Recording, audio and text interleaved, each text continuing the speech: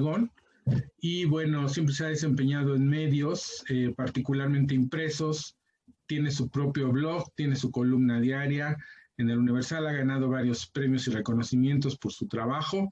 Y bueno, pues yo estoy muy contento de que esté con nosotros ahora aquí. Y bueno, Joel, los chicos te van a hacer una entrevista colectiva, van a ir levantando la mano para hacerte las preguntas correspondientes. Te agradezco reiteradamente la aceptación a este encuentro. Y bueno, yo aquí estoy de moderador. Gracias. No sé quién quiere empezar. Gracias, gracias Arturo.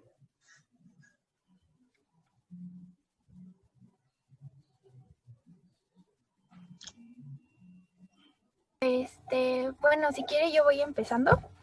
Por favor, Sheila. Una de las preguntas, las cuales yo hice para usted, sería, durante su crecimiento laboral, ¿cuál cree que son las mayores dificultades a las que uno se enfrenta como periodista en México?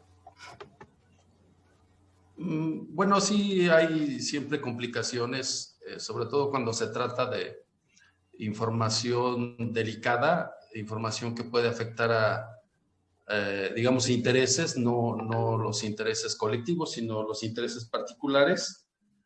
Bueno, pues es una, digamos, una complicación que puede incluso a llevar a poner en riesgo la integridad física de las personas. Nosotros sabemos que en México existe una gran cantidad de atentados y de estar en contra del reportero cuando afecta a intereses particulares. De ahí en fuera, pues depende del medio en el que se desenvuelva cada reportero, porque, bueno, pues es su trabajo investigar, es indagar, es cotejar informaciones, es informar, es reportar, que es de ahí viene la palabra de reportear, porque el reportero lo que hace es reportar los sucesos que a cada día y los sucesos que le encargan a cada uno, dependiendo del área en que se desenvuelva cada reportero. Puede ser política, judicial, legislativa, incluso espectáculos, todo va enfocado a hacer, pues, obviamente un trabajo periodístico, y para eso es el reportero, para darle, digamos, la objetividad y el trato periodístico que merece cada información que va a reportar el periodista. Adelante, o algo, no sé si quedó clara la respuesta. Sí, muchísimas gracias. Igual quiero dar lugar a mis compañeros que sigan preguntando. Muchas gracias. Sí, con gusto. ¿Quién más?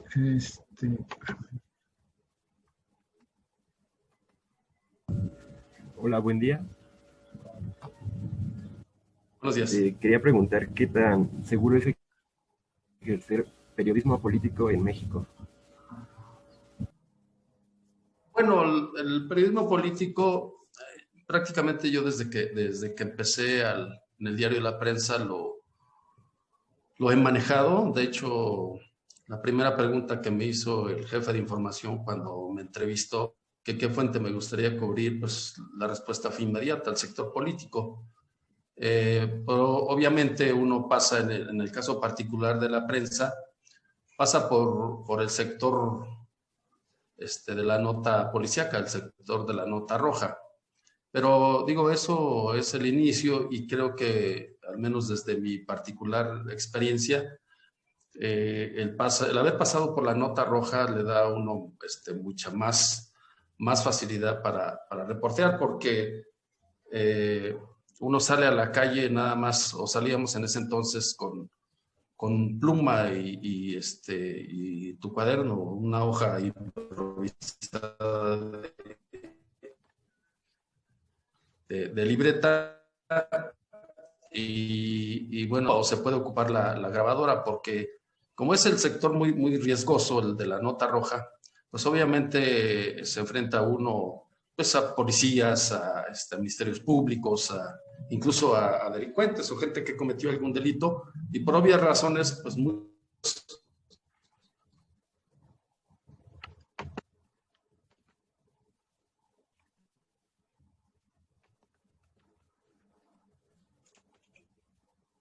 o ingresas a un sector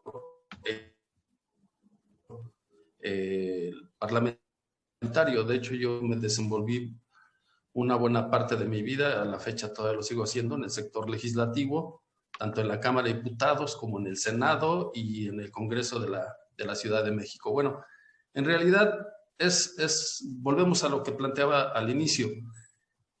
Se convierte en un riesgo cuando afecta a uno intereses de políticos, y sobre todo si son políticos con poder, políticos que cometieron o que dieron algún mal paso y uno lo señala.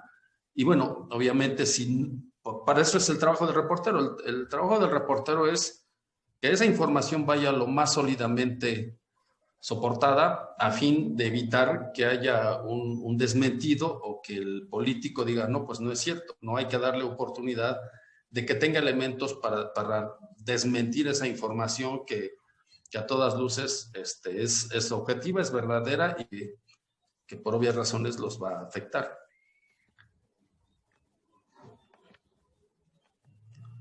Adelante. Mariana, si quieres hacer tu pregunta, por favor. Sí, gracias. ¿Cómo definiría usted su periodismo?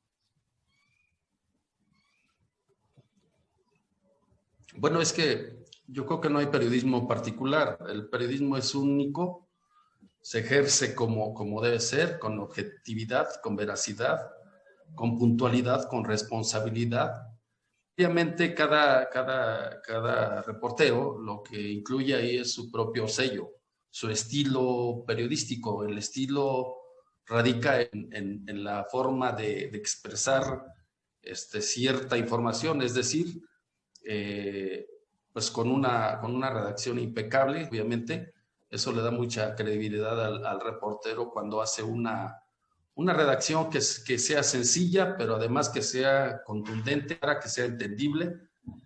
Digamos, lo planteó muy claro en su momento Gabriel García Márquez. Lo más fácil y lo más sencillo para un reportero es poner sujeto, verbo y predicado.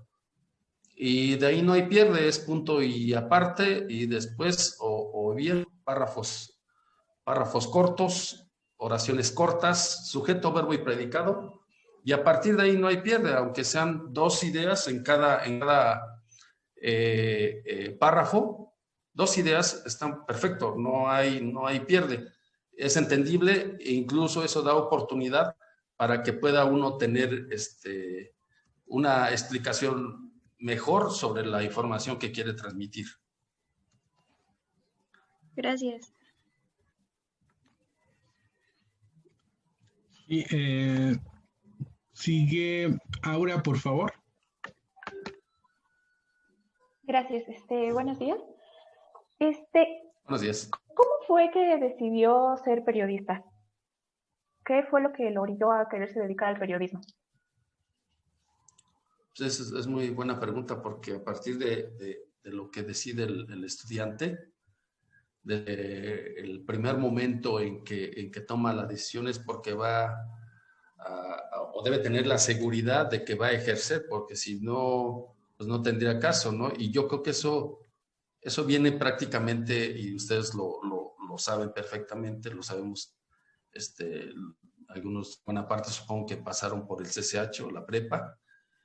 Y bueno, desde ahí es donde se da uno cuenta, porque bueno, hay cursos, hay en ocasiones materias en donde los profesores les orientan sobre las determinadas profesiones que quiere ejercer a quién.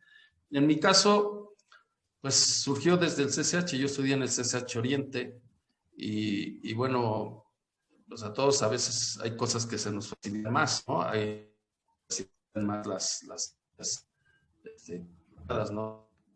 Física, la química, ¿no? Y a otros las sociales, ¿no? Ya sea el periodismo, las relaciones internacionales, más o menos por vamos orientando nuestro conocimiento a realmente lo que deseamos hacer en la vida. Y bueno, Bueno, eso me sucedió cuando yo ingresé a la escuela en Eva Aragón y desde entonces me hice el propósito, dije, bueno, pues tengo que ponerle empeño, dedicación y esfuerzo para que una vez que salga yo de la escuela, de la universidad, tenga oportunidades más seguras, que no fue tan fácil porque yo al salir de la universidad tardé 2 años en conseguir empleo y que mi primer empleo como reportero ya formal de un medio de comunicación importante fue en la prensa, y es en donde sigo en mi trabajo como reportero. Llevo más de 10, 11 años con mi columna, con una columna que toca y aborda temas meramente políticos. Así fue. Muchas gracias. Muy bien. Alejandro, por favor. Sí, claro, profe. Hola, ¿qué tal? Buen día. Mi pregunta va dirigida a la línea que estaba tomando las primeras preguntas, donde usted nos comentaba que el panorama para un periodista en México es algo difícil, no favorable. Con esa idea, para usted, ¿cuál es la importancia de opinar en un país como México? Pues, digo, es muy complicado porque desafortunadamente lo estamos viviendo en estos tiempos en donde se trata de denostar a toda costa el trabajo del reportero, y el trabajo del reportero es solo informar. El reportero no es el propietario de los medios de comunicación. Medios de comunicación lo que hacen es fijar la línea editorial y finalmente son empresas periodísticas que de una u otra manera pues deben obtener algún beneficio, porque beneficio me refiero a que deben tener entradas económicas, porque pues un medio de comunicación requiere de muchos recursos, debe pagar salarios, impuestos, debe pagar a reporteros, en el caso de la televisión, a camarógrafos, fotógrafos, a guionistas, a jefes de mesas de redacción. O sea, una empresa grande requiere de mucho personal y obviamente mucho presupuesto. Pero cuando esa empresa se convierte a veces de manera incómoda al gobierno, pues entonces cuando vienen las represalias que en estas fechas han sido con recortes presupuestales o recortes de publicidad, pero brutales. Podemos ver prácticamente todas las conferencias en las mañanas, en donde los periódicos que más critican al gobierno son los periódicos a los que más duro se les golpea, como es el Universal y Reforma. Y bueno, obviamente son los periódicos que tienen entradas muy bajas de publicidad.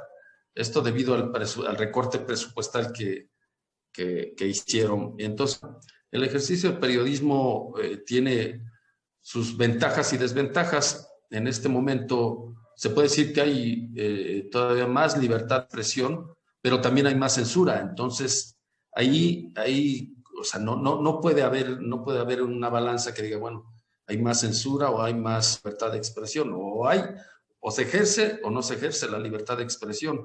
El gobierno está obligado a tutelar esa libertad de expresión contenida en los artículos 6º y 7º de la Constitución, pero prácticamente viola, sobre todo el 6º de la Constitución.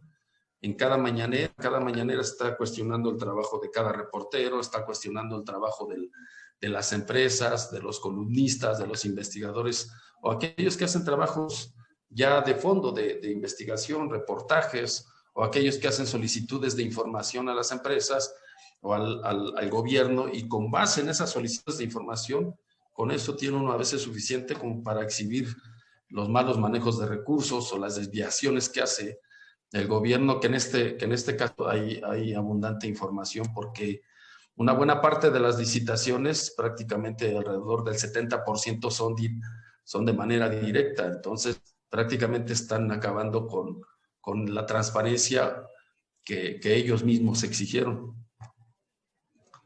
Adelante, la siguiente, por favor. Muchas gracias. Pamela, por favor. Sí. Hola, mucho gusto, buenos días. Y mi pregunta Buenos es días. esta, retomando lo de la censura, porque creo que es un tema que sí a todos nos perjudica, ¿no? Personalmente, ¿usted ha sufrido algún tipo de represalia por algún contenido que ha mostrado en cuanto a las redacciones que ha trabajado? Yo creo que todos de una u otra manera le hemos resentido la censura, pero yo creo, aunque a veces pueda sonar un poco increíble, en el caso de la prensa creo que siempre ha habido una libertad de expresión, al menos desde que yo estoy. Digamos, si se pone una balanza, creo que yo podría de un elevado porcentaje. Y bueno, lo que pasa es que a veces podemos regresar al tema de que las empresas mantienen intereses, ¿no? Y esos intereses obviamente los deben cuidar. No necesariamente signifique censura, pero la censura se entiende como la que ejerce o la que aplica, en este caso, un gobierno. Y de tal manera que esa censura muchas veces es ejercida a través de limitar entradas de publicidad, a través de llamadas telefónicas con los directivos para decir que tal o cual reportero anda investigando una información que no les conviene que salga a la luz pública. Pero bueno, en términos generales yo puedo decir que a mí, en cuanto a libertad de expresión, pues yo no tengo una queja así,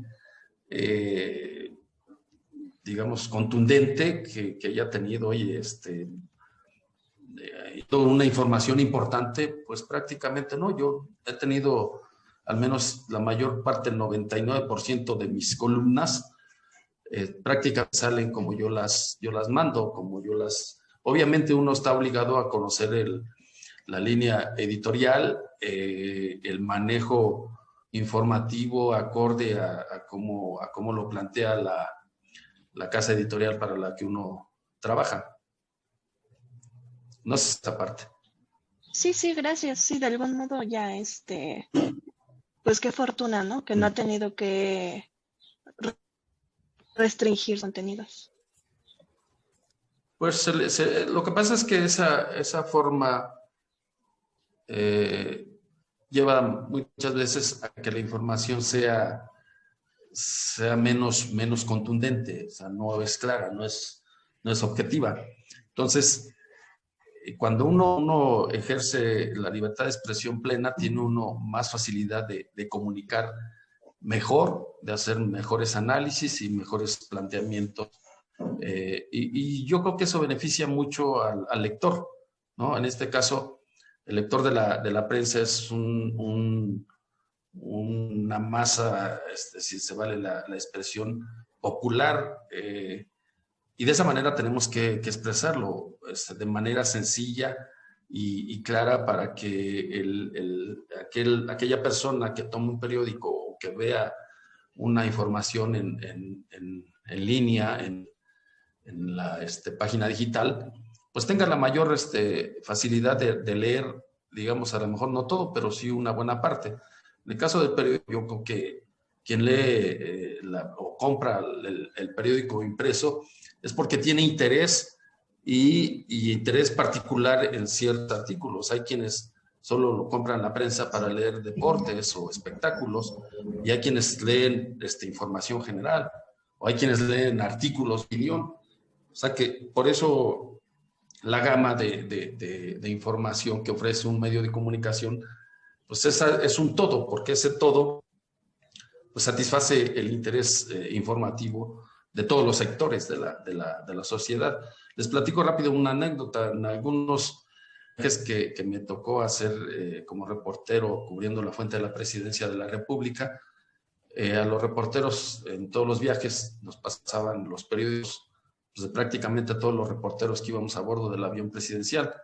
pero casualmente la prensa no la llevaban, siempre argumentaban que no había llegado, hasta que una vez es que le gusta al capitán del avión. Entonces el capitán pues, le reservaban la prensa para él, y él la leía y él se la llevaba, y entonces pues yo me quedaba sin estar informado de mi propio medio.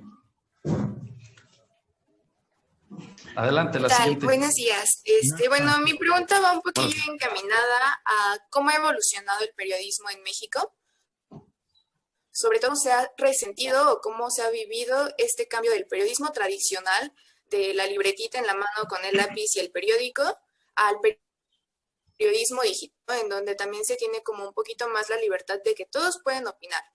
¿Cómo se ha vivido y si esto ha traído más censura o más libertad de expresión? Yo creo que esa es una muy buena pregunta, sobre todo porque ahora vivimos dos momentos muy importantes de ejercer el periodismo, porque el periodismo tradicional aún sigue siendo muy importante. Digamos, los medios de comunicación todavía tienen una gran influencia en la sociedad, pero de manera paralela ha cobrado mucha fuerza el periodismo digital, el periodismo en línea. Hay medios de comunicación que nacen en línea y ahí se hacen importantes, y también ejercen algunas modificaciones que a veces nos pueden sorprender, porque uno está acostumbrado en la universidad a decir, bueno, pues es que esta no tiene forma de nota informativa, esto no es crónica, esto no es columna, esto no es artículo de fondo. ¿Por qué? Porque ya el medio digital permite agregar videos, permite agregar los vínculos con las redes sociales, con el Twitter, con el Facebook. Entonces todo eso es una gama de información o del nuevo periodismo que está creando una nueva forma de ejercerlo y de vivirlo, de enfocarlo, también de informarse. Creo que la libertad de expresión, si me permiten ahí el comentario, no hay que confundir en cuanto que hay más libertad. Lo que hay más usuarios que reportan sucesos, aunque no sean reporteros, ¿no? Se convierten, o alguien, algún medio de comunicación como los bautizó, si me permiten esa expresión, como reporteros ciudadanos, lo cual no es así, ¿no? El reportero es reportero y punto, ¿no? El reportero es aquel que tiene una formación y que está preparado para hacerlo. Para eso lo contan en una empresa seria, en una empresa responsable, porque lo demás ya nos vamos a otro tipo de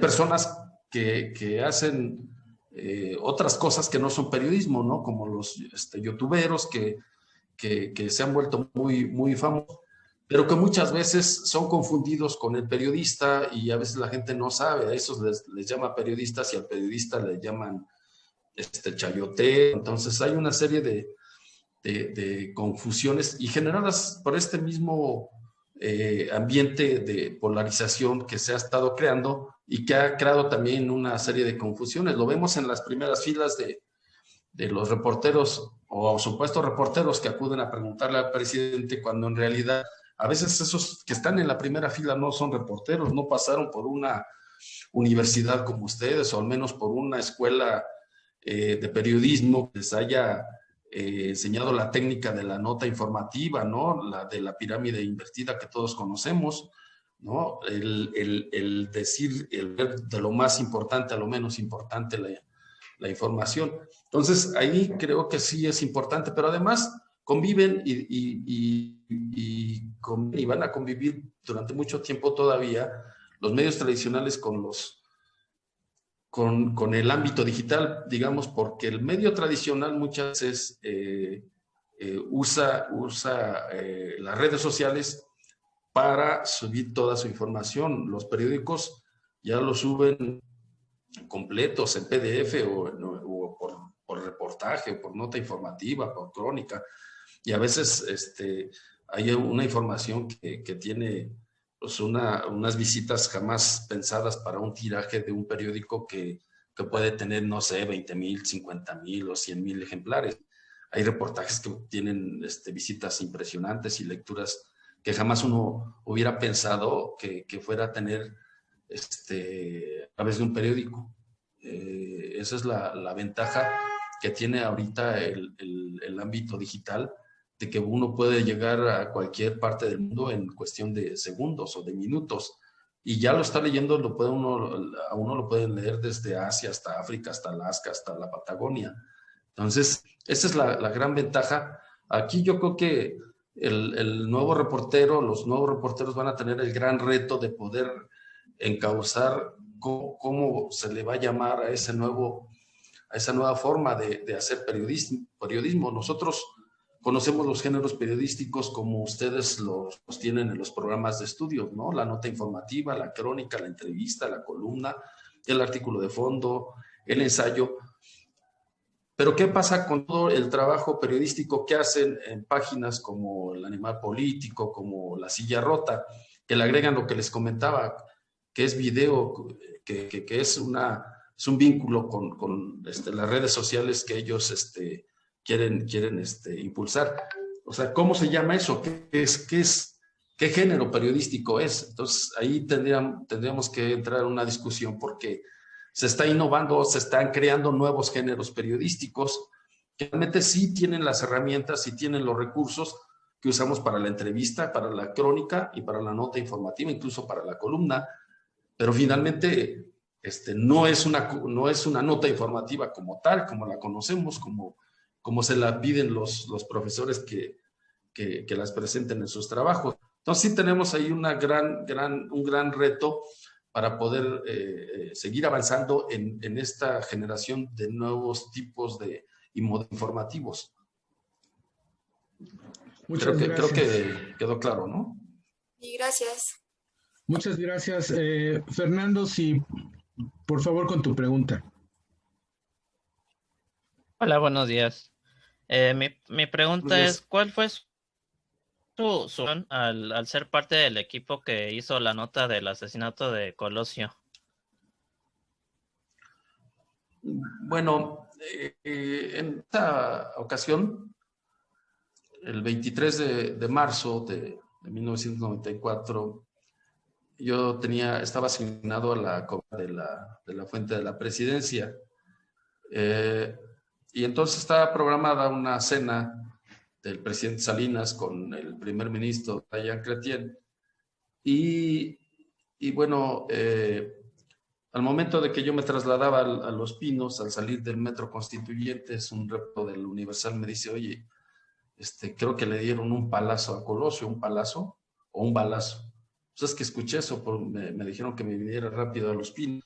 Entonces, al llegar a la sala de prensa en Los Pinos, en la televisión vimos que estaba transmitiendo Jacobo Zabludovsky en vivo y prácticamente regañando a Talina Fernández para que se metiera o siguiera la camilla donde llevaban a Colosio ya inerte. Ese es es el momento en que a mí me tocó, pero a mí me tocó también cubrir el mes de febrero del 94, entonces los recorridos que hizo Colosio por el país, ya como candidato a la presidencia. Y ese mismo día, pues yo llegué a Los Pinos alrededor de las 6, 7 de la noche, y ese día salí como a las 3 de la mañana, después de que mandé la nota en donde Salinas da un mensaje sobre la muerte de Colosio. Casualmente, por donde estábamos los reporteros, que era la puerta número 1, no veíamos. Sí vimos que entraban algunos políticos, que era lógico y natural que los convocara el presidente, pero lo que no vimos fue que entró en esa ocasión un expresidente que quedó prácticamente a exigirle a Salinas que designara como candidato a la presidencia de la República Emilio Gamboa Patrón. Y bueno, eso lo conocimos ya después de que hubo algunas filtraciones a reporteros, a periodistas, y que bueno, que ya se difundieron. Y esa parte, pues, es la que a mí me tocó vivir. Yo viví con él el recorrido a los diferentes estados a donde fue durante el mes de febrero. Ya después me tocó cubrir la campaña ya íntegra, completa de Ernesto Zedillo por todo el país. Fueron 230 ciudades las que visitó y es en donde estuvimos ahí en cada evento que él encabezó en campaña. Ok, muchas gracias. Muchas gracias. Paulina, por favor, con tu pregunta. A mí me gustaría preguntarle acerca de si hay algunos periodistas a los que usted le da una en este momento admiración, o también si cuando usted estaba estudiando y decidió estudiar eso del periodismo, hubo algunos periodistas que lo impulsaron, que como que le daban ganas de seguir sus pasos de estos periodistas. Sí, yo creo que todos de una u otra manera seguimos o admiramos o leemos a columnistas destacados. En este caso particular, creo que uno de los columnistas más completos actualmente es, para mí, en lo personal, es Raimundo Riva Palacio.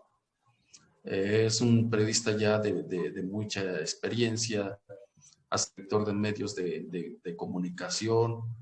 De hecho, él fue reportero de Proceso y en su momento él exhibió una larga lista de agentes de la DEA que estaban en México. Entonces causó ahí un conflicto incluso diplomático con Estados Unidos. Y en esa misma línea se manejó Manuel Buendía. De hecho, hizo un donde él describe puntualmente incluso hasta las direcciones y los teléfonos de los lugares o los hoteles donde vivían o despachaban los agentes de la DEA. Entonces también en esa época Manuel Buendía logró que Estados Unidos retirara a esos agentes porque habían sido exhibidos por un columnista. Y también, bueno, ese fue uno de unos periodistas que yo seguí, y también me causó, digamos, satisfacción cuando yo ingreso a la prensa, porque ya fue director también de la prensa, y casualmente yo con el paso del tiempo, ya cuando tuve un poco más, porque el ejercicio de periodista del diario, de la nota informativa, del reportaje, de la cobertura de eventos, campañas, eso a veces envuelve y arrasa al reportero. Yo creo que ese podría ser un buen consejo, aparte de que tengo mucho cuidado, que no dejen avanzar el tiempo sin que sigan actualizándose y sigan preparándose. Entonces, yo posteriormente a que ya cubrí fuentes importantes como la Presidencia de la República, el Senado de la República. Entonces tuve la oportunidad de cubrir la maestría en periodismo político en la Escuela de Periodismo Carlos Septién García, donde casualmente ahí también dio clases Manuel Buendía, y donde creo que está por terminar o ya terminó también su maestría en periodismo político, el mismo Raimundo Riva Palacio. De hecho, parece que ya la terminó o estaba terminando su maestría. Digamos, esos son dos ejemplos de periodistas que ya falleció y bueno, que murió de manera trágica. Lo mataron en el régimen de Miguel de la Madrid. Y en este caso, Raimundo Riva Palacio, que tiene información y acceso a fuentes fidedignas de información, y eso ayuda mucho porque le da a uno todavía más amplitud para poder decir por dónde van las cosas. Y en mi caso a mí me ayuda porque me queda más clara la información a veces cuando yo quiero abordar un tema, y tiene uno más elementos para poder darle mejor trato informativo. Gracias. Gracias. Sí. Elías, por favor. Buenos días. ¿Sí se me escucha? ¿Perdón? Sí, sí, lo escucho. Ok. Buenos días. Elias Gutiérrez Martínez. ¿El entorno político de cada sexenio ha modificado la forma de su hacer periodístico? Pues sí, en cierta forma, porque obviamente hay un cambio de régimen. De hecho, a mí me tocó desde el cambio del PRI cuando gobernaba el PRI, el cambio de cuando gobernaba el PAN y ahora el nuevo gobierno. Entonces, creo que sí hay muchos cambios.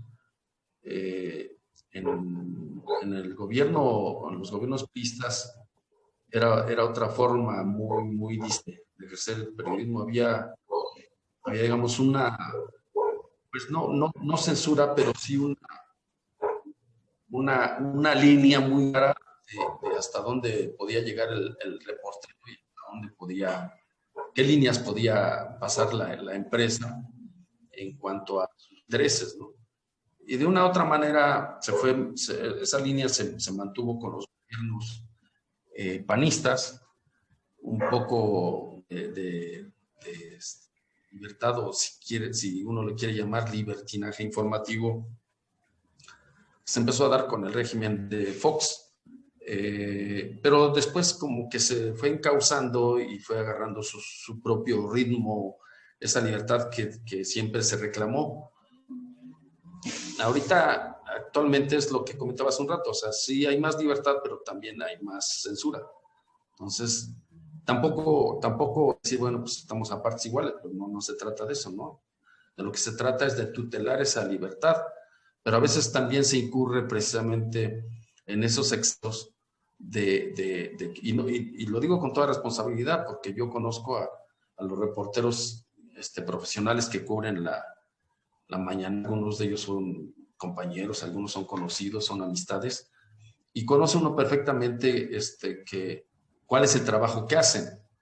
Entonces, muchas son rebasados o no quieren involucrarse o verse envueltos en esa vorágine que causan los pocos reporteros o las pocas personas que vienen a ponerle el balón al presidente para que empiece a cuestionar a tal o cual articulista o reportero o intelectual. Entonces, sí es una enorme responsabilidad el tener una preparación sólida, una preparación que sale en este caso de las aulas de la universidad. Y bueno, también depende también del reportero, ¿no? El reportero es el que finalmente pone la parte que a él le corresponde, le pone su estilo, le pone su talento, le pone su dedicación, su capacidad y todo el esfuerzo. Entonces, el reportero también tiene esa doble responsabilidad, porque muchas veces también el reportero puede decidir, esta información a mí no me parece, yo no la manejo, ¿verdad? Entonces, cuando llega a la redacción o de la redacción le hablan, oye, falta esa nota, no la dejé porque carece de estos elementos o no hay fuente informativa o no tenemos, digamos, soportada esa información. Entonces, desde ahí empieza, ¿no? Pero bueno, a veces la línea es tajante, ¿no? Porque a veces el reportero le dice, oye, mándame esta nota, punto, ¿no? Y si el reportero no obedece, pues ya se debe atender a las consecuencias, ¿no? Que a veces pues llegan hasta el despido. Muchas gracias. Muchas gracias. César, por favor, sí, con tu pregunta.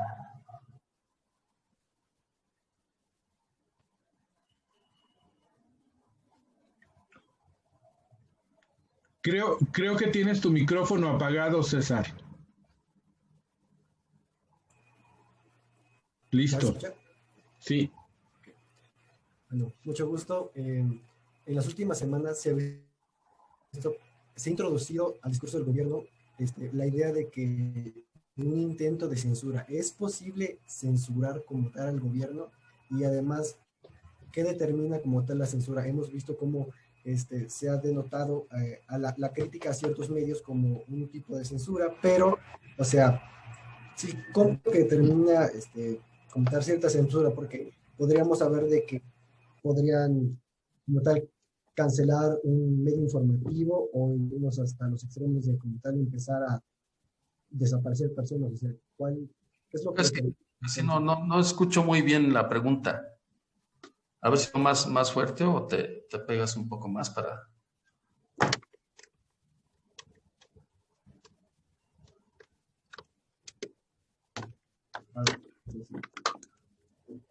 Le decía que en las últimas semanas se ha visto como parte del discurso del gobierno que tal, se ha intentado de aplicar una censura hacia este. ¿Es posible censurar al gobierno como tal? Y además, en términos de censura, también se ha manejado una crítica hacia los medios.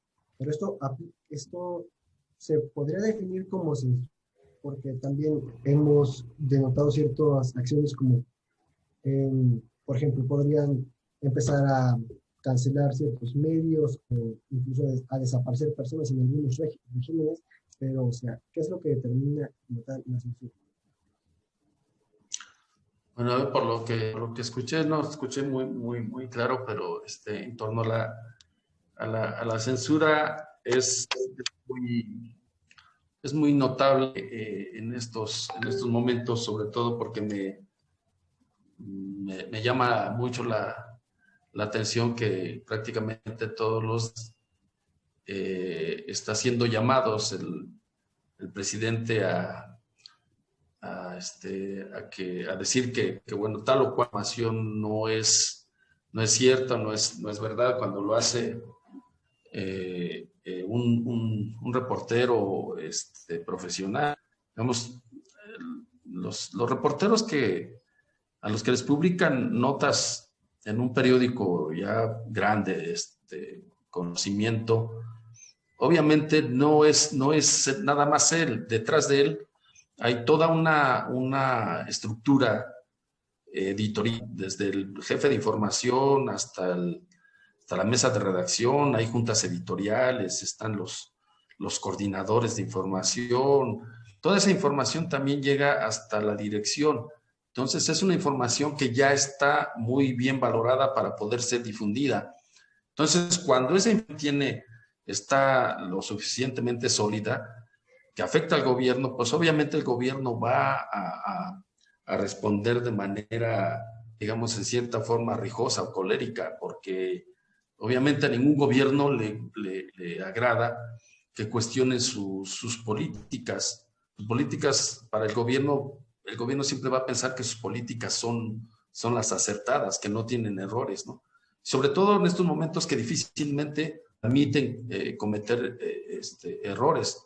Lo podemos ver con muchos actos de corrupción del actual gobierno, de los actuales integrantes, en donde parece que no cometieron ningún delito, que todos los delitos se cometieron en el pasado y actualmente pues ya nadie, aunque sea cierto y estén las pruebas ahí presentadas, ¿no?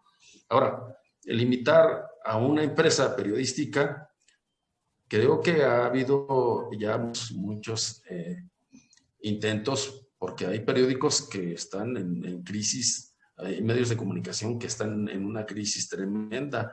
Digamos, los medios de comunicación impresos, los medios de comunicación digitales, que estos que están en pleno crecimiento, en plena formación de su estructura. Entonces, si a un medio de comunicación digital recursos, pues obviamente nada más cierra, apaga la computadora, se desconecta del internet y ahí se acaba. Se acaba, tal vez no es censura así directa, pero sí de manera indirecta. ¿Cómo? Cerrando los canales de comunicación de la publicidad. Y esa publicidad se redujo de manera drástica precisamente con toda esa intencionalidad. No hay ningún otro fondo más que el de estar o de pretender crear una mortandad de medios de comunicación, sobre todo digitales, porque los grandes sabemos que tienen otras entradas, publicidad del sector privado. Entonces, y bueno, con un soporte financiero que han construido a lo largo de los años, pues hemos visto que ya sobrevivieron un año, ¿no? Entonces, creo que pueden sobrevivir mucho más, aún con ese secuestro de publicidad que solo se la reparten o se lo están dando a los medios de comunicación que son incondicionales del gobierno. Muchas gracias, Joel. Mari, por favor, con tu pregunta. Sí, buenos días, Mari. ¿Qué ha sido lo más difícil que ha tenido como periodista? Lo más difícil, lo que pasa es que el periodismo, y se lo decía así con claridad, a veces es ingrato porque envuelve al periodista, y cuando se da cuenta el periodista, pues ya está metido en el alcoholismo, ya tuvo problemas con su familia, con su pareja, con sus hijos, porque el periodismo envuelve prácticamente el 100% del tiempo del reportero, sobre todo si tiene que estar enviado a la cobertura fuera de la ciudad radica, ya sea o también en el extranjero. Pero una cosa que a mí me pasó y me causó también un poco de conflicto fue una demanda que tuve por daño moral, en donde el medio de comunicación, pues ahí le faltó apoyo en cuanto a una defensa judicial, en donde yo tuve que dar el gasto del abogado. Finalmente no pasó a mayores, yo gané porque pues tenía los elementos que daban soporte a la información que yo había publicado, que fue la única demanda que yo tuve en su momento por el manejo de información en mi columna.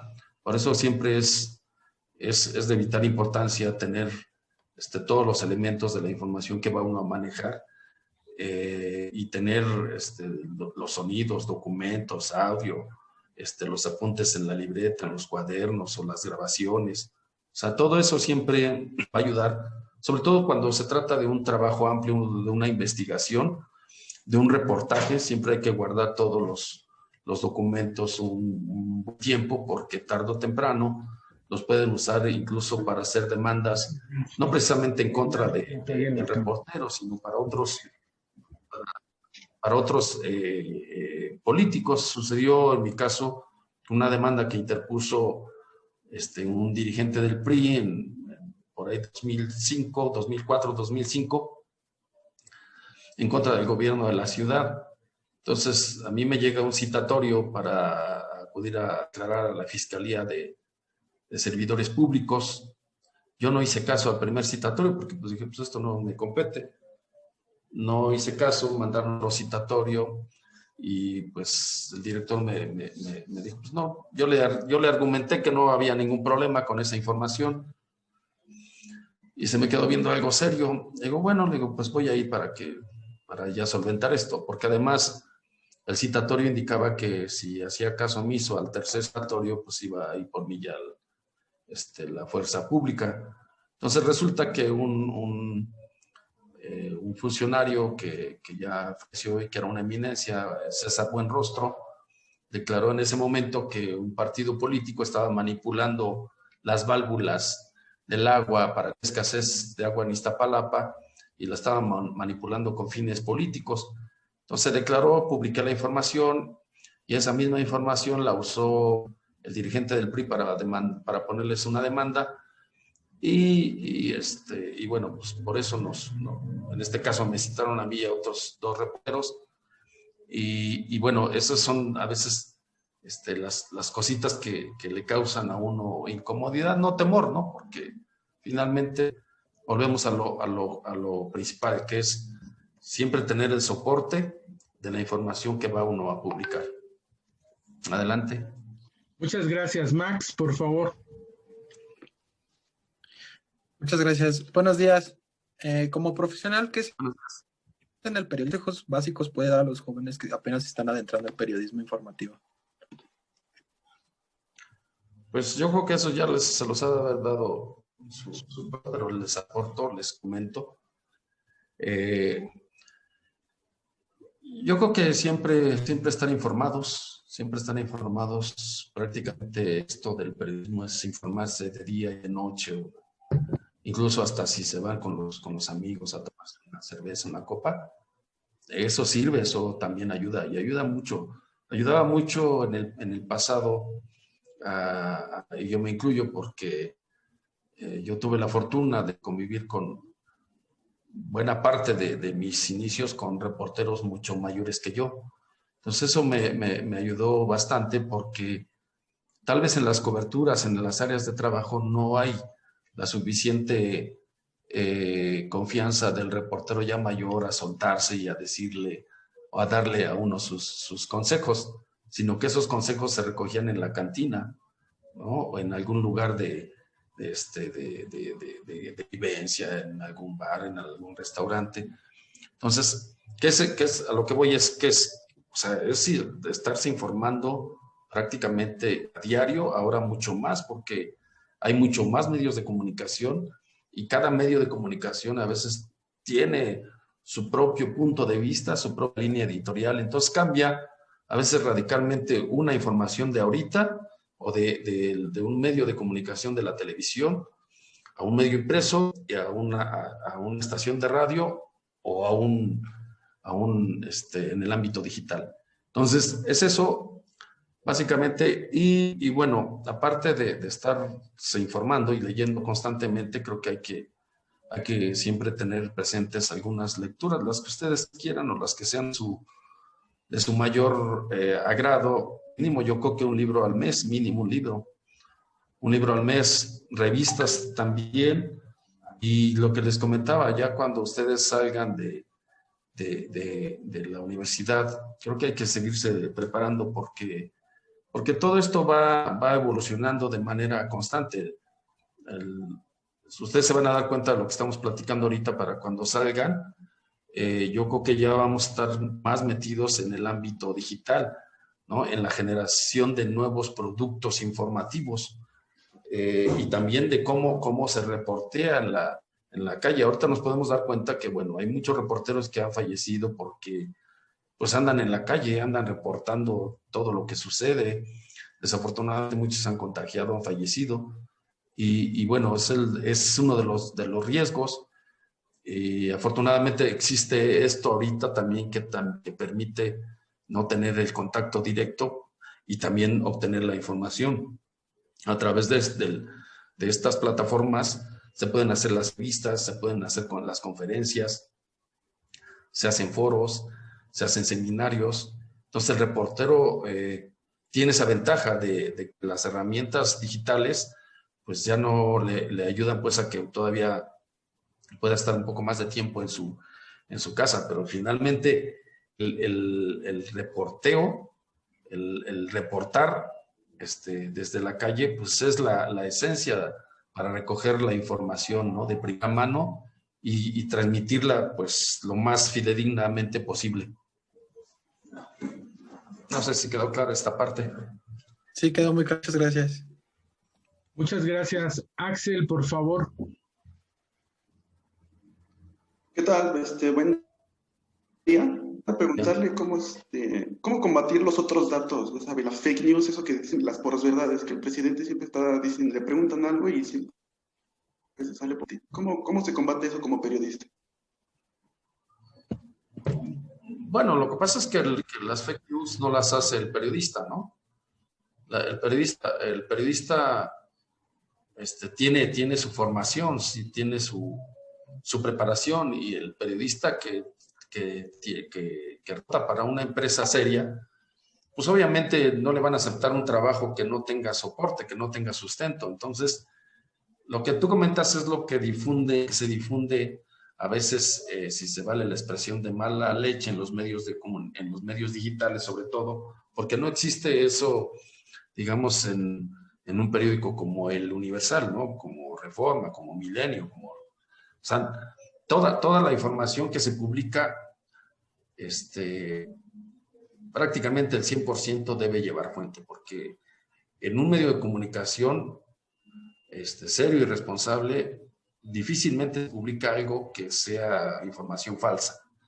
Entonces, lo que nace, digamos, este tipo de información nace, y yo creo que es uno de los vicios que se han generado en la creación de blogs, de páginas, que a veces son creadas expresamente para desinformar. No hay que descartar que este tipo de nuevo fenómeno haya sido creado desde las altas esferas del poder, o haya sido impulsado, o se ha impulsado a través de sus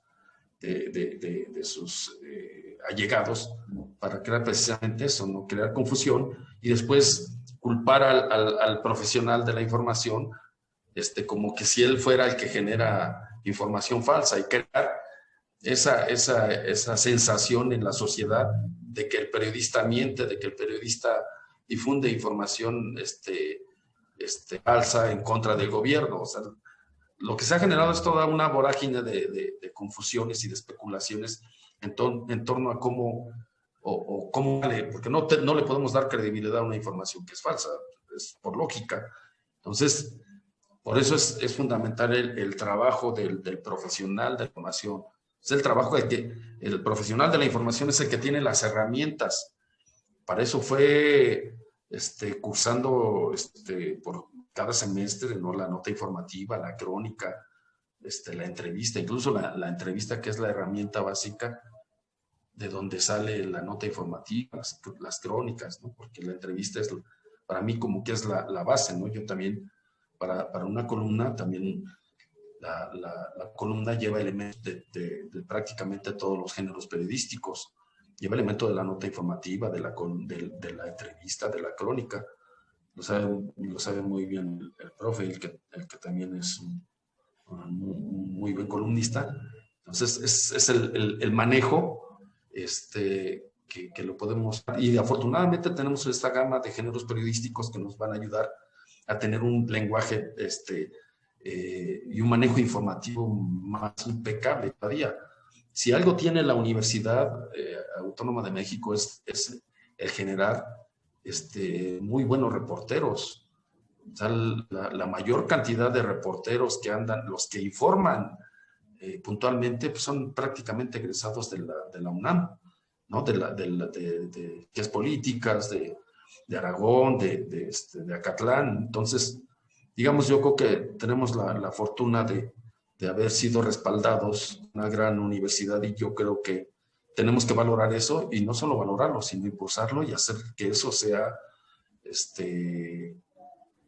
manifiesto en nuestro trabajo diario de informar como se nos enseñó y cómo debe ser. Muchas gracias, Joel. Adelante. Bárbara, por favor. Sí, buenas tardes. Mi pregunta es, por ejemplo, ¿en qué se basa uno para saber qué medio es sello responsable? Por ejemplo, si una persona viene de fuera y no conoce ningún medio de comunicación, o sea, ningún periódico ni nada aquí en México, ¿en qué se basa para poder saber a cuál sí creerle y a cuál no? Bueno, yo creo que una persona de informarse necesariamente sabe que hay medios de comunicación serios, y sabe también que hay medios de comunicación que están más inclinados a ser oficialistas, a manejar de manera muy, digamos, objetiva, pero a veces también la objetividad raya en el exceso, porque lo acaban de comentar, ¿no? Lo que surge en las conferencias matutinas. Si hacemos diario un análisis, hay una manipulación brutal en cada uno de los mensajes que transmite o que difunde el presidente, ¿sí? Entonces, por ejemplo, si vemos una nota informativa, digamos en Televisa, la nota es así como tal: el presidente declaró que mañana 1,000 vacunas, punto, hasta ahí se queda, ¿no? Pero no difícilmente medio de comunicación o buena parte de los medios le agregan ahí digamos, alguna dosis, pues no de crítica, sino de análisis, porque la crítica no es cuestión, o sea, la crítica implica que presentes los diferentes elementos, ¿no? En una nota informativa. presentas la información del presidente que está diciendo que las vacunas y que ya está vacunando a tanto y eso, pues por eso están los contextos en donde se hacen las entrevistas, en donde se difunde que en realidad pues se están entrevistando a los servidores de la nación, a los directivos de los hospitales, en lugar de estar vacunando en este caso a los que están en la primera línea, como le llaman, ¿no? A los médicos, a las enfermeras. Entonces, digamos, retomando esta parte, el medio de comunicación creo que lo puede uno detectar de inmediatamente cuando llega una persona de fuera. ¿Por qué? Porque vas a detectar si la información te satisface o no. Si la información, tú dices que la información no me llena, no le creo. Bueno, pues hay otro medio de comunicación en donde puedes completar esa parte que te hace falta.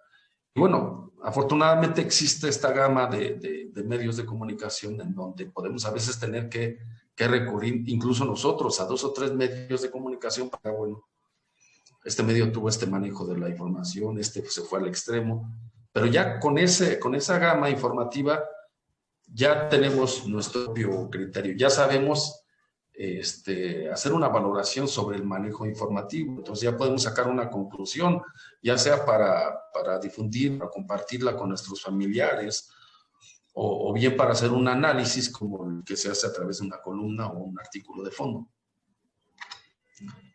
¿Sí quedó claro? Sí, muchas gracias. Joel, si puedes hacer tu pregunta, por favor. ¿Yo? No, perdón. José, perdón, era José. Joel, te vas a preguntar a ti mismo. Sí. José. Muchas gracias. Buenas tardes.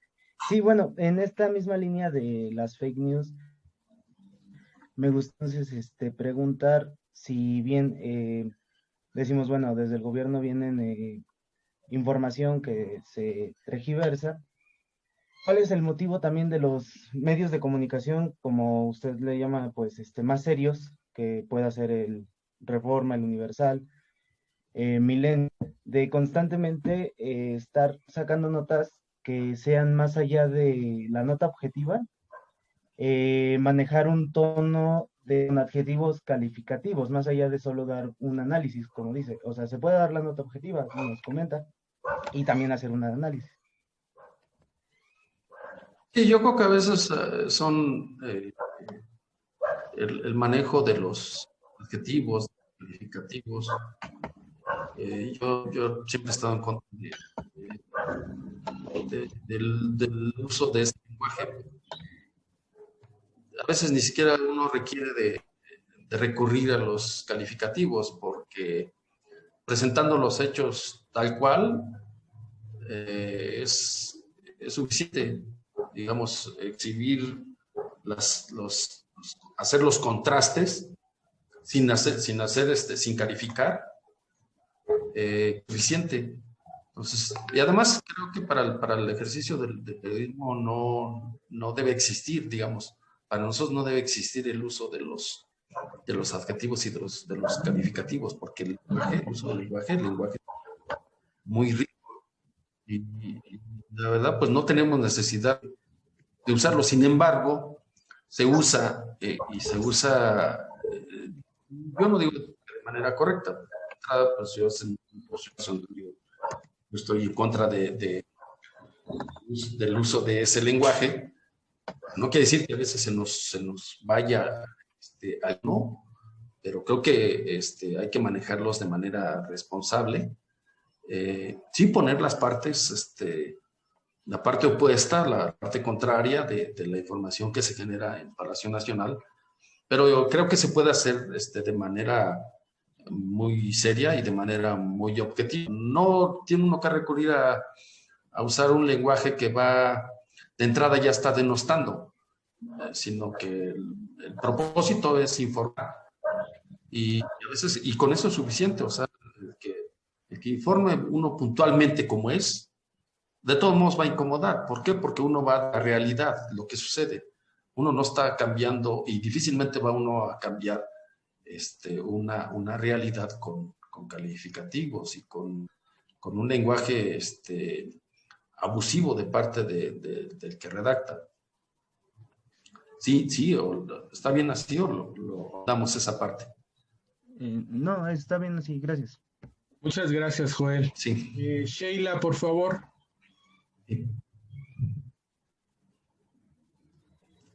Muchas gracias, profesor. Quiero darle mi lugar a mi compañero Eduardo Piña, ya que él no ha participado y le dije que le iba a dar mi lugar, entonces pues, prefiero que él pregunte. Muchas gracias. Adelante. Muchas gracias, Sheila. ¿Qué tal, Joel? Buen día, Eduardo Piña. Cuando investigué tu biografía, me di cuenta que estabas especializado en realizar coberturas dentro del sector policíaco. Y a raíz de una cobertura que realizaste en el año 94, durante el surgimiento del Ejército Zapatista de Liberación Nacional, fue cuando cambiaste la rama del periodismo político. Mi pregunta es, ¿qué influyó en ti durante esa cobertura para decantarte principalmente por el periodismo político? Sí, lo que pasa es que en el inicio de mi carrera, yo no nada más digamos, yo tenía claro dedicarme al periodismo político, pero las necesidades y las picas de cada empresa, en este caso de la prensa, implicaba pasar por todas las fuentes, desde la fuente policíaca hasta la religiosa, el sector salud, el sector financiero, y bueno, pues toda la fuente, que el reportero recorra todas las fuentes informativas, eso le permite tener también conocimientos de cómo es el manejo, digamos, en el sector financiero, por ejemplo. O sea, igual hacer una nota informativa, los elementos son distintos para el uso de una redacción adecuada o correcta, el uso de un crimen, de lenguaje para describir un crimen, que para hacer una nota Bolsa Mexicana de Valores, ¿no? De cómo se comportó la bolsa el día de ayer, cuánto perdió, ¿no? Cuántos puntos perdió. O bien hacer una nota de una crónica parlamentaria, de una sesión maratónica donde se aprobó el presupuesto de la Federación en la Cámara de Diputados. Entonces, todo el reportero, o buena parte de los reporteros, que para un medio de comunicación grande, pasamos por todas las fuentes. Entonces, a partir de que a mí me envían a la cobertura de la irrupción del Ejército Zapatista de Liberación Nacional, de eso me ayudó a mí bastante, porque al regresar prácticamente ya me enfocan y me envían ya a cubrir prácticamente de lleno el sector político, y prácticamente desde el 94, aunque todo el tiempo cubrí, pero había fuentes informativas que me las ponían hoy, mañana, y después me regresaban. La Cámara de Diputados yo la cubrí cuando empecé a los 6 meses, estuve como 6 meses cuando cubrí la Cámara de Diputados. Después cubrí el Senado 6 años, casi 7, del 2006 al 2013. El Congreso de la Ciudad, el Congreso de la Ciudad también lo conozco, fue la Asamblea Legislativa. Entonces, pues sí, en realidad creo que también esto es fundamental para el reportero, el tener una especialización en el sector que va a desempeñarse, porque eso le permite tener más experiencia, y un manejo más correcto de términos, porque hay términos que necesariamente los tenemos que usar de manera correcta. A veces uno, cuando ya tienes tiempo en una fuente, pues ya el manejo ya se te da, ya lo tienes, ya lo traes, ¿no? Ya nada más es cuestión de plasmarlo. Sí, muchas gracias. Muchas gracias, Joel. Paulina, por favor. Y después Mariana. Joel, para esta segunda pregunta, si pudieras completar la frase Joel Saucedo es?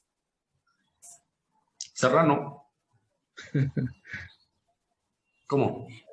A ver, no Sí, o sea, para completar la frase de ¿quién es Joel Saucedo Serrano? Pues es un reportero del sector político de 30 años. Este año cumplo 31 años de ejercer el periodismo y pues me gustaría seguir ejerciéndolo y también concluir mi titulación. De hecho, no la tengo pendiente en la maestría. Por cuestiones laborales, pues no me ha sido posible. Y si hubiera oportunidad de cursar un doctorado también en periodismo, lo haría. Eso es lo que yo tengo pensado todavía en adelante. No sé si era así más o menos o cómo. Bien, gracias. Gracias. Mariana, por favor. Gracias. ¿Qué representa para usted haber ganado 2 veces consecutivas el premio en periodismo en el certamen de periodísticos en la categoría de artículo de fondo? Yo tenía ya para mí fue una gran satisfacción que yo entré a concursar y sí pensé que podría ganar. Lo que no pensé es que lo fuera a ganar 2 veces, ¿no? Consecutivas.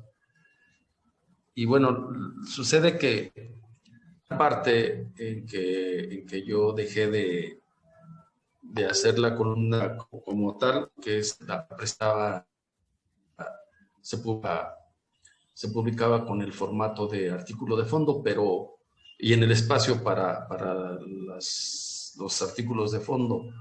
Y entonces, de una u otra manera, a veces yo redactaba la columna, pero cuando no tenía suficiente información, aterrizaba en artículos de fondo. Y coincidió con el momento en que participé en estos concursos, en que yo estaba prácticamente haciendo más artículos de fondo que columnas. Entonces, en realidad no se me complicó. De hecho, cada artículo de fondo que yo hice para concursar, ya con la información lista, pues no me tardé, pues yo creo que máximo dos horas en lo que lo redacté, lo corregí, lo mandé. Ese fue más o menos el tiempo invertido ya para el momento que me siento a redactar, lo corrijo y lo mando para entrar al concurso. Y digo, esto creo que llena más, porque en ocasiones hay organizaciones que le podemos llamar, digamos, patito, que regalan y dan reconocimientos a periodistas a diestra y siniestra, y luego los presumen muy orgullosos en redes, ¿no? En sus cuentas y eso. Digo, también es algo que reconoce su trabajo, su esfuerzo y su dedicación, pero ya un trabajo o un premio de mayor reconocimiento de una institución de prestigio, creo que le da a uno mayor satisfacción, pero también una mayor responsabilidad, porque tiene uno la obligación de corresponder a ese reconocimiento, que en ese jurado participaron al menos como 4 o 5 de los periodistas reconocidos en su momento, bueno, como Genaro Villamil, Lanch Petrich de La Jornada, Yuri Servorov, que fue Premio Nacional de Periodismo para 1984 y que ahora es uno de los grandes estrategas, muy capaz, muy inteligente. Y así, ¿no? Esos, digamos, fueron parte del jurado, y el que te lo hayan reconocido, hayan optado por escoger tu trabajo para hacer el reconocimiento, creo que tiene un valor mucho más, al menos mucho más de mayor dimensión para mí, porque digo, no me lo regalaron. O sea, creo que eso también formó parte de un reconocimiento de ya de una trayectoria que vengo ejerciendo. Muchas gracias. Yo creo que nos alcanza el tiempo nada más para las últimas dos preguntas. Matza y Sheila, por favor. Ok, muchas gracias. Retomando lo que hablábamos hace rato de la nueva generación de periodistas, ¿cuál considera usted que son las mayores desventajas que ahorita se tienen? Y también, ¿cuáles son los valores con los que se debería regir un periodista? Porque tenemos mucho esta pelea entre que uno es periodista de derecha o de izquierda y que le tira al gobierno o que no le tira. Entonces, ¿cuáles son los valores que seguir para poder ser un buen periodista? ¿No? Poniéndolo como entre esas comillas, porque no creo que tengan que existir esas distinciones. Y pues sí, creo que por mi parte sus últimas preguntas, y aprovecho para agradecer su presencia en esta clase. Y pues nada, sería todo. Sí, muchas gracias. Yo creo que aquí hay hay que hacer ese señalamiento muy preciso como lo comentas, que yo creo que el reportero no debe encasillarse a que si es de derecha o si es de izquierda. De entrada creo que el reportero tiene muchos elementos, si se trata de ubicarlos en ese sentido, muchos elementos de ser prácticamente distintos en términos generales, porque el reportero lo que hace es cuestionar, es indagar, es escarbar, es reportar, y reportar lo bueno y lo malo. Entonces, eso significa que el reportero prácticamente siempre va a estar incomodando a alguien, ¿no? Obviamente también le puede gustar al funcionario o al dirigente que tú le publiques una información en donde sea de su agrado, pero buena parte no les va a gustar, ¿no? Entonces, empieza ahí a generarse esa división, y creo que tocas un punto ahí muy importante, porque ahora más que nada en este gobierno es cuando se está creando esa división, ¿no? Entre reporteros de derecha, de izquierda y reporteros fifís, reporteros chayoteros, ¿no? Pero ¿qué tal del otro lado? Del otro lado, ¿quiénes son ellos, no? ¿Son los liberales? Pues no, porque vemos también su trayectoria y su currículum, y resulta que antes fueron de izquierda, pero hay que preguntarse si este gobierno es de izquierda, este gobierno que se ha caracterizado por todo lo que ya conocemos, por todo lo que se vive, ¿es de izquierda o es de derecha? Entonces, a partir de ahí creo que tenemos que evitar meternos también en esa división, o en esa ¿cómo lo puedo comentar?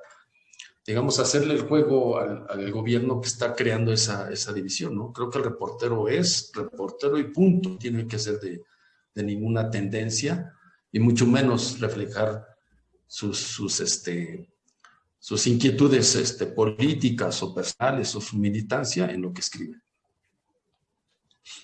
Muchas gracias, Joel. Sheila, para cerrar, por favor. Bueno, muchas gracias. Ya para cerrar, me gustaría preguntarle, durante toda su trayectoria como periodista y comunicólogo, ¿cuál ha sido la figura pública o política que más le ha impresionado conocer? ¿Y por qué? Pues me tocó, digo, a la distancia tal vez Colosio en México, porque si ustedes retoman un discurso que pronunció el 4 de marzo, 4 o 6 de marzo del 94 en el Monumento a la Revolución,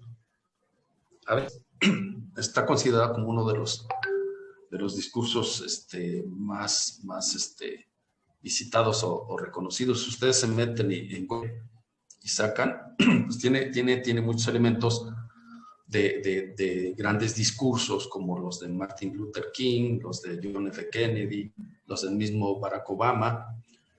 Pero ya de manera personal, pues impresiona, a mí me causó mucha impresión el haber conocido o estado cerca del presidente Bill Clinton en el Salón Oval de la Casa Blanca. También cuando vino a México en visita, estuvo en un recorrido donde yo estuve a unos metros de él en el Museo de Antropología, cuando fue a las ruinas de Teotihuacán, cuando pronunció su discurso de bienvenida ahí en el campo militar Marte. Estaba en el estrado donde ubican a los fotógrafos, y a los costados tenían grandes cristales, antalas. Entonces, creo que de algún personaje que más me haya impresionado, pues fue estar cerca del presidente de los Estados Unidos. Claro que me tocó también algunos otros momentos estar en la recepción de los emperadores de Japón a la visita que hizo el presidente de la República a Tokio, digamos, o también haber estado y saludado en mi primer viaje internacional, en la cobertura de la presidencia de la República. Tuve la suerte de haber saludado a Fidel Castro en Trinidad y Tobago, en una reunión privada que tuvo con el presidente, y éramos alrededor de 8 reporteros los que lo saludamos. Esa vez se tomaron un tequila. Fidel Castro tenía una estatura prácticamente como de 1,95, era un tipo muy alto. Sí, esas son las figuras que más me impresionaron. Muchas gracias, Joel. Pues no sé si quieres darnos unas últimas palabras para el grupo, algún consejo que les des a los chicos que están empezando. Pues antes que nada, gracias por la invitación. Yo creo que sí hace falta que tengan este tipo de pláticas con digamos, personas que ya tienen experiencia, que ya tienen trayectoria, porque eso a ustedes les puede ayudar y tener ya una visión de cómo se ejerce el periodismo, cómo se ejerció antes, cómo se ejerce ahora, y la responsabilidad que ustedes van a tener para ejercerlo cuando puedan ingresar a algún medio de comunicación, si es que no han ingresado alguno de ustedes, pero saben que bueno, ustedes ya van a llegar con esas herramientas que les da la propia universidad, que son la base, es el fundamento de su formación, pero también qué bueno que tengan la visión de la experiencia de quienes ya han estado en medios de comunicación por largo tiempo. Y eso es fundamental porque eso a ustedes ustedes van a tomar lo que les guste, lo que les sirva, lo que deseen, y obviamente cada quien tiene su propio criterio. Va a decir, no, pues este tipo nos vino a ver la cara, ¿no? Pero yo creo que no sé, porque somos serios, somos profesionales. Y les agradezco mucho la invitación al profesor Arturo y a ustedes por sus preguntas. Creo que sí, muy, muy puntuales para el semestre que están cursando. Ya tienen una visión ya más acertada. Cualquiera, por lo que veo, cualquiera ya podría salir a reportear con la mano en la cintura. Y felicidades a todos. Muchas gracias, Joel, por tu tiempo, por tu sábado, por parte de tu sábado que nos dedicaste, y de verdad te lo reconocemos y agradecemos siempre. Gracias, Hasta luego. Muchísimas gracias. Hasta luego. Gracias a todos. Gracias. Hasta luego. Hasta luego. Bye. Hasta luego. Nos quedamos aquí, profe. Terminamos ya. Ok. Sale. Hasta luego. Gracias. Hasta luego. Gracias por el semestre, profe. Gracias a todos. Hasta luego, profe. Hasta luego. Visita a todos. Nos vemos. Bye. Adiós. Gracias, profe. Adiós, estamos en contacto. Gracias.